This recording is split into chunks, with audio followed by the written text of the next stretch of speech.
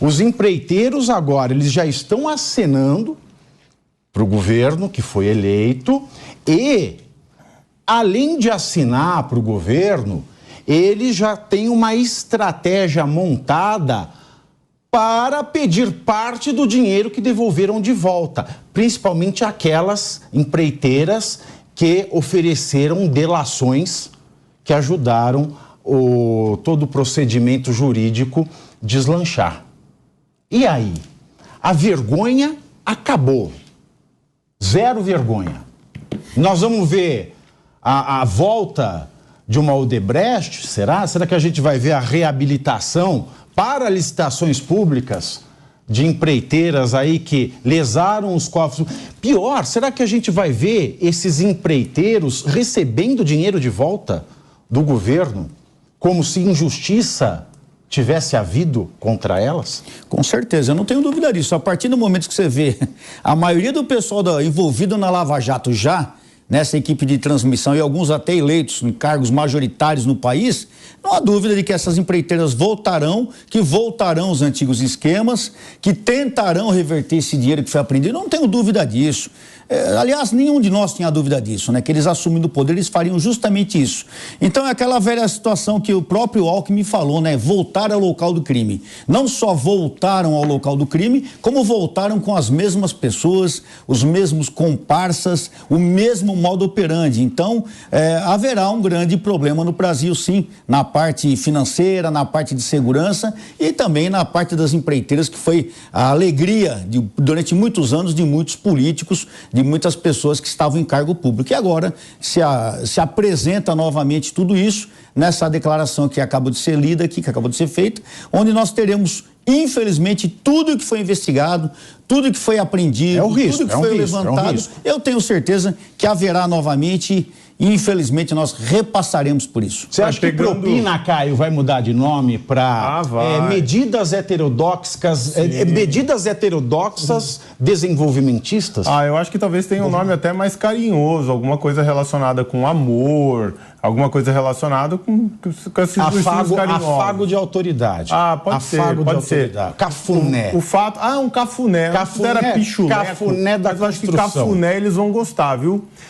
O que a gente percebe no modus operandi das empreiteiras, em geral, das brasileiras, né, que se espalharam por vários países do mundo, é que nos países, tanto que o Odebrecht foi, Andrade e aquelas outras que eu já nem lembro o nome mais, né, ficaram muito famosas durante as operações Lava Jato, é que onde elas chegavam, elas trabalhavam ali para comprar o parlamento, né? Então elas distribuíam, pegavam caixa, né? As obras eram sempre obras públicas, pegavam uma parte desse caixa e ia redistribuindo para o parlamento, né? Alguns países, os presidentes chegaram a responder por isso, né? No Chile, lá atrás, o presidente se envolveu também com isso e a gente teve aí vários países envolvidos em escândalos de corrupção partindo dessas empreiteiras. O que a gente assiste no país agora não é nada chocante, vamos ser honestos.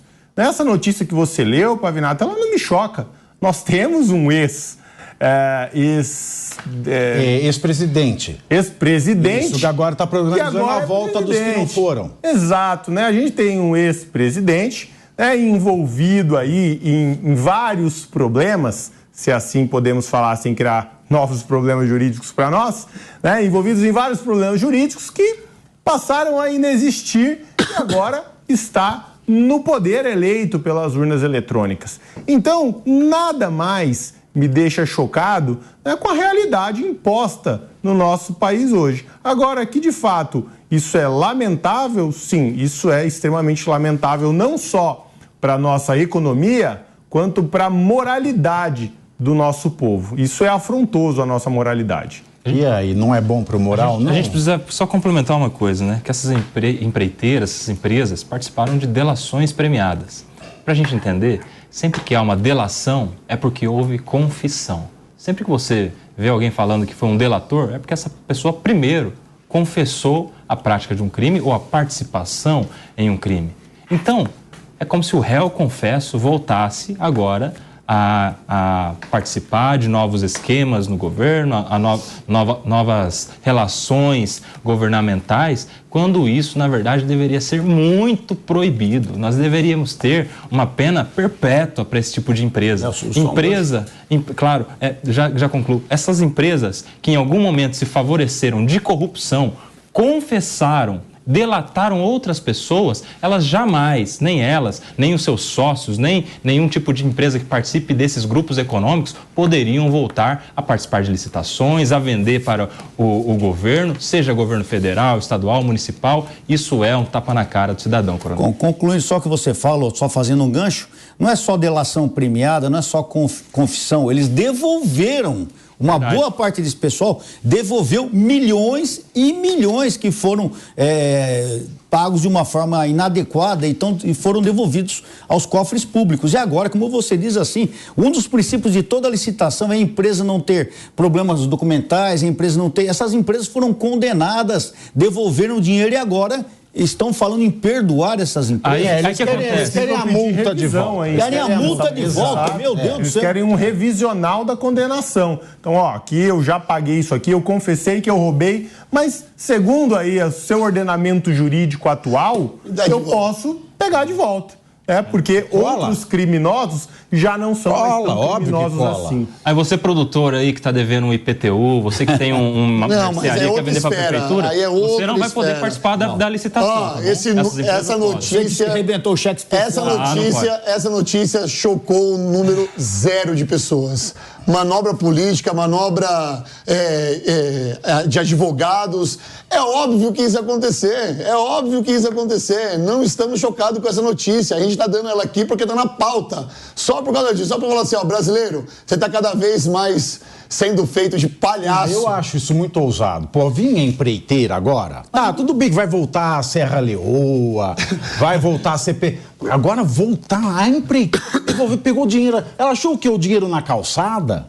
Ela achou no banco Sabe o que é mais triste? Que a gente não vê indignação dos órgãos de imprensa, a gente não vê uma indignação nacional. Os que você falou, Rodolfo, cadê o pessoal que votou no PT? A gente não vê essas pessoas se manifestarem, se apresentarem. E como é que as pessoas não podem ficar indignadas? Será que a narrativa é o amor perdoa? Quem ama perdoa? Será que o Brasil está tão... Quem ama perdoa? Onde bate fica, né?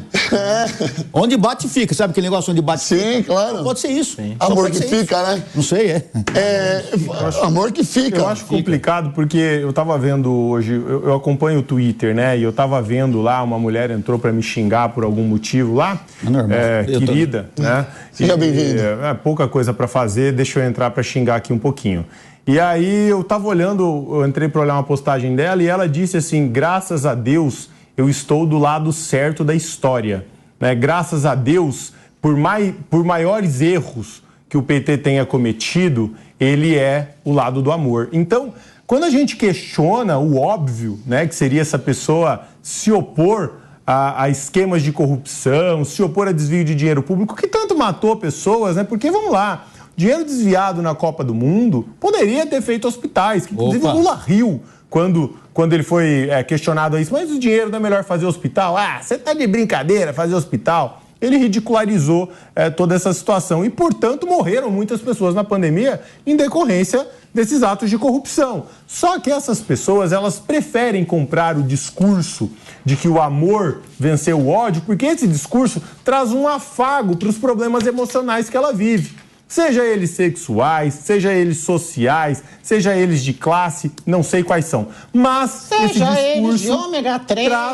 esse discurso traz esse afago emocional que essa pessoa precisa e ela parte, então, a não mais analisar o que é real. Por quê? Porque ela já está se sentindo confortável com o discurso de que o amor venceu o ódio. O que você falou, Caio, essa pessoa, lembrando que o próprio Lula disse...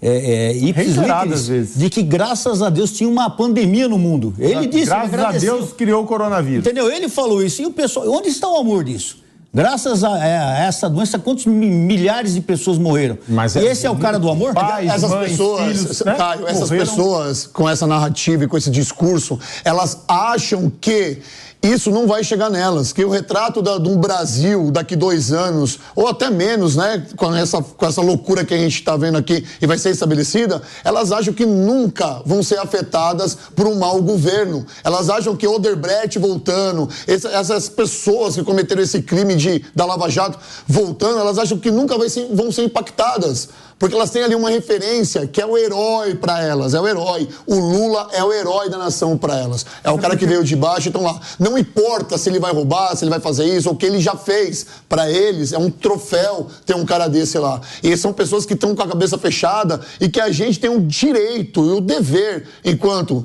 estivermos aqui, não sendo censurados para falar, tem que colocar a informação na cabeça dessas pessoas. Você sabe, é muito difícil isso, quando a pessoa fala, eu tô do lado certo da história. Essa frase é problemática. Qual é o lado certo da história? É sempre o meu, né? Primeiro, é sempre o meu. Sempre o meu. Eu tenho um livro que chama Estética da Estupidez. Quem fala, eu estou do lado certo da história, é estúpido. É estúpido. Não importa se ele te fala que é de direita ou esquerda. Se você vir, eu estou do lado certo da história, você já é um estúpido. Por quê? Porque a história não tem lado, a história é história. De todos os lados, ela é história. Agora, se você não faz um juízo crítico, seja de qualquer lado da história que você esteja, a história tem lados. Não, a história tem lados. Você é que tem que fazer o juízo crítico do lado que você está. Se você não faz isso, eu estou do lado certo da história. Qual é o meu? O outro não. Isso é de uma estupidez danada. É por isso que a gente não faz juízo crítico das coisas. Porque quando eu apanhava em 2017, que eu falava mal da Lava Jato, do Sérgio Moro, aquela relação dele com o Dallagnol. E lá, eu falava, gente, o direito não se brinca. Hoje, ele está pegando Lula, mas você derrubou a parede do direito, que é o limite de sanidade, de racionalidade, de paz social. Você derrubou o limite, não tem limite. Hoje está prendendo Lula, mas amanhã... E hoje está todo mundo assim, que bacana, tal, agora o TSE... Tá super justo, não tá deixando tumultuar a democracia. Isso aí, Alexandre de Moraes está carregando a democracia nas costas. Calma, querido. Direito é limite. Tirou o limite, não tem mais. Exato. Hoje sou eu, amanhã é você. Então, você faz parte da história, meu filho. E o senso crítico, dessas pessoas, eu vou falar em geral, né? É a depender de qual é o projeto a ser executado. Porque no caso dos eleitores do PT, inclusive dessa senhorita que fez essa crítica direta a mim, de que ela está no lado correto da história, né, como o Pavinato falou, não tem um lado correto, mas o senso crítico dela é simplesmente tirado da análise. Por quê? Porque é em prol do projeto de poder. Então, vale sim roubar. Por quê? Porque é a favor do PT. Vale sim desviar dinheiro público, por quê? Porque é a favor do PT. Vale passar a mão na cabeça pro Lula, que falou que Pelotas é cidade exportadora de viado, por quê? Porque é a favor do PT. Vale tudo, né? E o senso crítico vai ficando para trás. E as pessoas, me desculpe com o perdão da palavra, vão ficando emburrecidas, idiotizadas, porque a partir do momento que você perde o seu senso crítico, você aceita qualquer coisa que falarem ou fizerem para você. E é isso que a gente tem enxergado, principalmente, né, nesses eleitores. Eles passam a mão em cima dos problemas, né, e acabam aceitando tudo. Só que esse problema vai chegar aí. Como chegou, o que o Pavinato está dizendo, da crítica que ele fazia na época da Lava Jato, né, que desencadeou hoje N problemas jurídicos. Por quê? Porque o tropeço aconteceu lá atrás. E esse tropeço que está acontecendo agora vai vir um grande precipício aí na frente que vai empurrar todo mundo. Você que ofendeu o Caio Mastro Domênico hoje no Twitter, vou mandar um recado para você. Minha senhora, ou minha senhorita, ou minha senhore, ou senhores. É Deus. Quem ama, não odeia. Se você se vangloria de que o amor venceu, mas destila ódio, cuidado, o seu amor é um amor.